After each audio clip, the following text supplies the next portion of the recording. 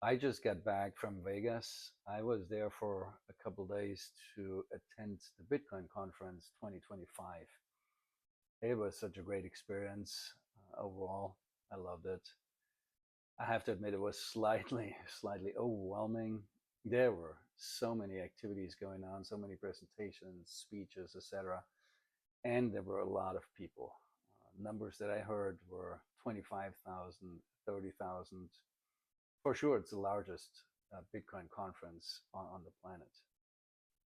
I loved meeting people that I got to know last year in Nashville. So I reconnected with them in person, which was really nice. And then also I got to meet a lot of new people from all over the world. It was interesting to hear their insights and perspectives about Bitcoin in different regions. Some of them I asked about their Bitcoin story. And there was one guy who started talking right away about, I regret that I got in late.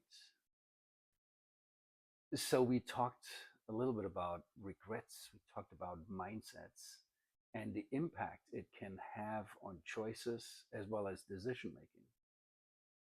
For me personally, being grateful is super important. And it's been serving me well on my journey with Bitcoin, but also on my journey in life.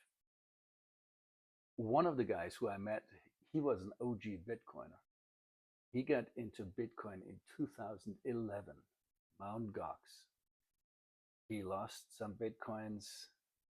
Later on, he got some of them back. But over time, he acquired more Bitcoins. I was wondering how he was able to get into Bitcoin so early, right?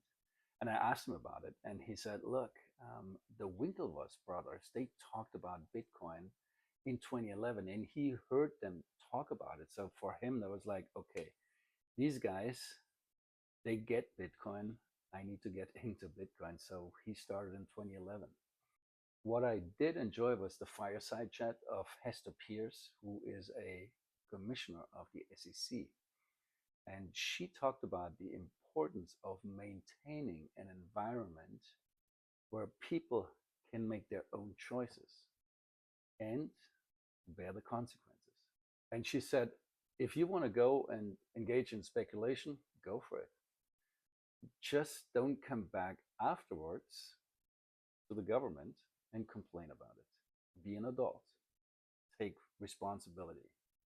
She also talked about the underlying ethos of Bitcoin being freedom, being able to make your own choices. That is something that I love about Bitcoin, the underlying principles. Nobody can fuck with Bitcoin. And JD Vance, VP of the United States, he talked about that in his keynote as well. Take a listen. Crypto is a hedge against bad policymaking from Washington, no matter what party's in control. It's a hedge against skyrocketing inflation, which has eroded the real savings rate of Americans over the last 4 years. And as you all know well, it's a hedge against the private sector that's increasingly willing to discriminate against consumers on the basis of their basic beliefs, including their politics. And then there's Michael Saylor. He's like the Pope of Bitcoin. The moment he stepped on that stage, the people freaked out, standing ovations.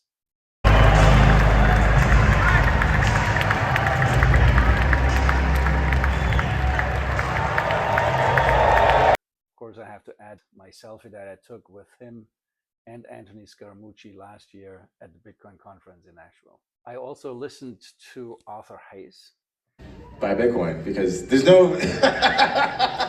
He pretty much summed up the Bitcoin conference when he talked about Bitcoin will go to 1 million.